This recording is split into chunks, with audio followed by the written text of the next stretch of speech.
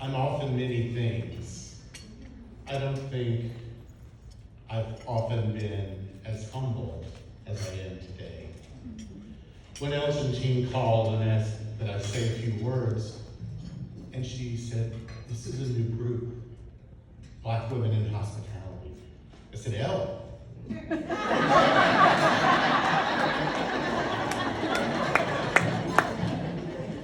She said, as Elgin Jean can do to me, she said, "Joy, you got this. You've got something to say." And I hope I do.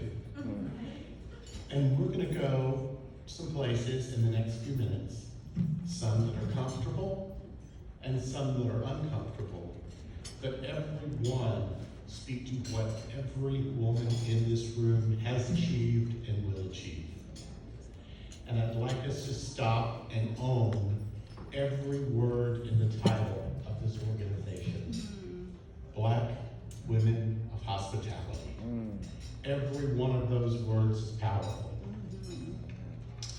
Because as much as we would like to believe it, we all know that no matter what we have done or what we have left undone, we have not yet achieved equality in race and gender in this industry.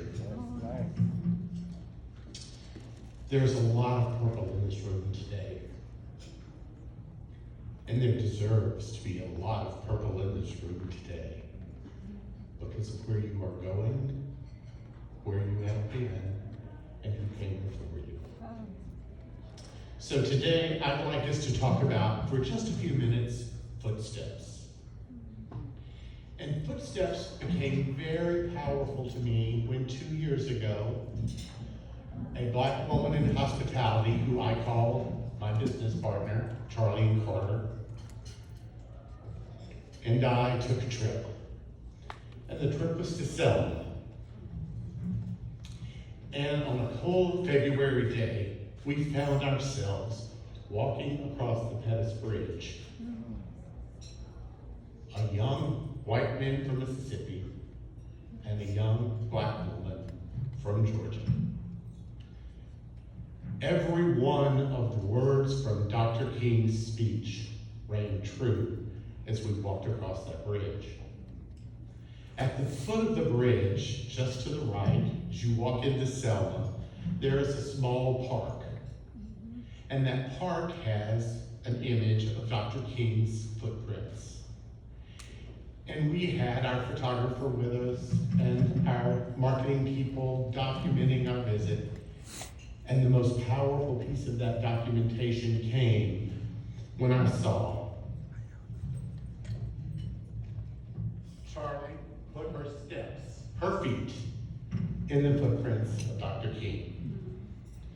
So today we have to look back and realize that every step that every woman in this room takes is filling into a footprint of somebody that's come before. Yes.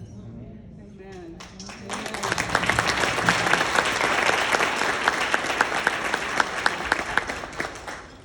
We are in the footprints of Black women. We are in the footprints of women. Following those steps, you take your own steps and you make new footprints. A couple of weeks ago, we were seated in a very small AME church in Savannah, Georgia. And we said goodbye to the mother of Charlie Carter, a woman who had created footprints. And I watched Charlie's children and her grandchildren listen to Charlie's mother's children and her grandchildren listen to the words they had to say about the woman I knew as Big Mama. She stepped large, and she left footprints for the next generation and the generation after that to step in. I listened to that congregation sing the words of the old hymn, "By and by." when the morning comes.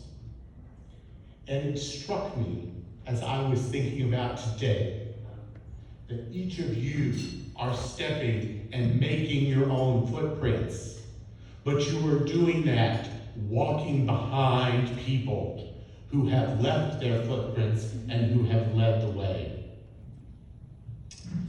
Now we begin to look forward, and we think about the people that will follow in your footsteps. And we have some awards to give this morning. And one of those awards is going to a young woman whose name is Robin. Robin has worked with me now for over 10 years. When she first started, she was struggling to find her footsteps. And I tell this story with Robin's permission. And one day when she was struggling, she came to me and she said, "Joel, I don't think I'm good enough to do this job." And I said, "Robin, you can say a lot of things to me. You can say to me, I don't like what I do. I don't like who I work for. You can tell me I am the meanest son of a bitch you have ever met in your life, and you hope I rot in hell. But you will never say to me, I am not good enough to do this job, because you are. You are a leader." Today, Robin has created her own world. She's put her footprints out there. She's known, if you watch social media, somebody said last night, "I know you from the internet." I thought, I'm not sure if that's a good thing or not. We'll leave that alone for a minute. But you know Robin from the internet because she is Rockstar Robin.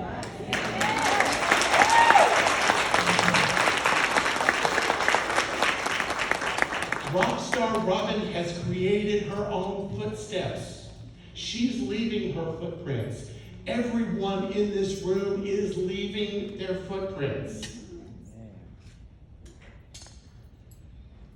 The song said, "By and by." And if you read into that, it says that one day we will stand with the people that came before us and the people that came after us. Until then, we shall wear purple.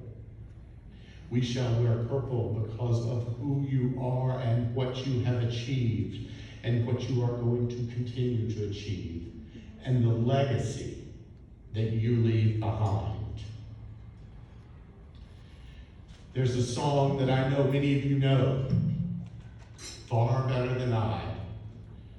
And the words begin, "Lift every voice and sing."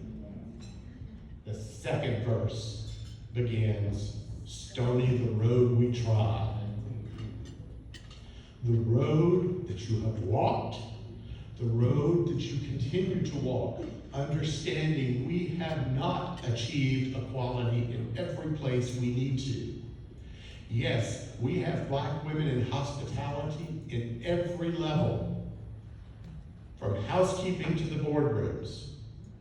But we still have to make sure those things produce equality. And we need to look forward. So when we leave here today, I ask you to honor the Black women in hospitality that walked before you. I ask you to honor the Black women in hospitality that walk beside you. And I ask you to honor the Black women in hospitality that will walk after you. And when they put their steps in your footprints, may they find you faithful for having taken them to the next level. There's a quote that I'll leave us with. We have accomplished much, but we are not where we want to be. We are not where we ought to be, but thank God we're not where we were. Let us take the next step in leaving our footprints, and may the people behind us find it faithful.